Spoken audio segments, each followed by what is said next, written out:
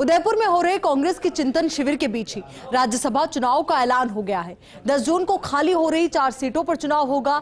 संख्या बल के लिहाज से 3 सीटें कांग्रेस के खाते में जा सकती है। दूसरी ओर बीजेपी के खाते में 1 सीट जाना तय माना जा रहा है। देखिए एक खास रिपोर्ट। 2022 में 4 भाजपा के राज्यसभा सांसदों ओम प्रकाश माथुर, केजे अल्फोंस, रामकुमार वर्मा और हर्षवर्धन सिंह डूंगरपुर की सीटें खाली होंगी। संख्या बल के अनुसार राज्यसभा के लिए 2022 में होने वाले चुनाव में कांग्रेस का पलड़ा भारी रहने के आसार है। प्रदेश में जुलाई 2022 में राज्यसभा की 4 सीटें खाली होंगी। संख्या बल के लिहाज से कांग्रेस के खाते में 3 और 1 सीट भाजपा के खाते में जा सकती है। ऐसे में जहां जून 2019 में कांग्रेस के खाते में 1 भी सीट नहीं थी, वहीं 2022 में 6 सीटों पर कांग्रेस का कब्जा होने की प्रबल संभावना है। वहीं भाजपा को 6 सीटें गंवाने का झटका भी लग सकता है। जबकि राज्यसभा में बीजेपी को अधिक सीटों की जरूरत है, लेकिन राजस्थान में बीजेपी के पास विधायकों की संख्या बल का अभाव है।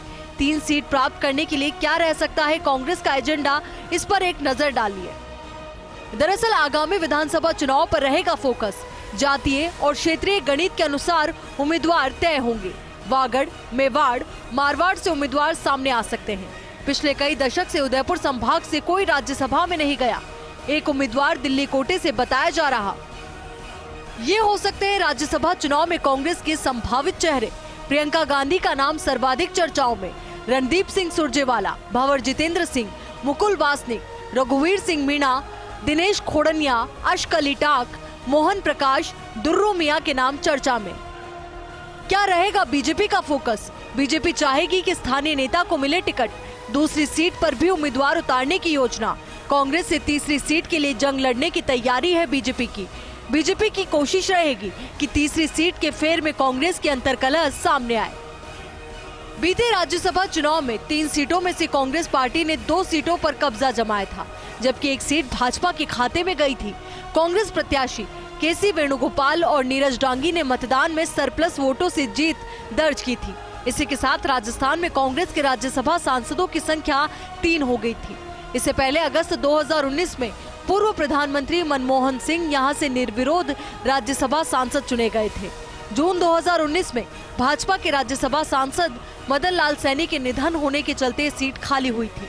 इस सीट पर मनमोहन सिंह के राज्यसभा सांसद बनने के साथ ही कांग्रेस पार्टी का भी संसद में खाता खुला था। इससे पहले राज्यसभा की सभी 10 सीटों और लोकसभा की सभी 25 सीटों पर भाजपा का कब्जा था। कांग्रेस और बीजेपी का 13 निर्दलीय विधायक, बीटीपी और आरएलपी विधायकों पर विशेष फोकस रहेगा। सीएम अशोक गहलोत की रणनीति पर कांग्रेस की सियासत टिकी है। जब मनमोहन सिंह यहां से राज्यसभा चुनाव जीते थे, तब उनको प्राप्त संख्या बल ने कांग्रेस को बड़ी जीत दिलाई थी। तब संख्या बल क्या था, इनको जरा देखिए। मनमोहन सिंह कैसे बने थे राजस्थान से राज्यसभा के एमपी? विधानसभा की कुल सीटें 200, विधायकों की संख्या 198, कांग्रेस 100 प्लस 6 विधायक, बीएसपी से कांग्रेस में आए 6 विधायक, निर्दलीय 13 विधायक, आरएलडी 1 विधायक, बीटीपी 2, कुल विधायकों की संख्या 122। संख्या बल बना निर्विरोध निर्वाचन का आधार। गहलोत की सियासी जादूगरी ने मोर्चा मार लिया। डॉक्टर मनमोहन सिंह की संपूर्ण रणनीति गहलोत ने बनाई थी। हाल ही में होने वाले राज्यसभा चुनाव को लेकर कई अर्थ हैं। इसके बाद अगले साल राजस्थान में विधानसभा चुनाव होने हैं। चिंतन शिविर में राज्यसभा चुनाव पर मंथन होगा। फर्स्ट इंडिया के लिए योगेश शर्मा की रिपोर्ट।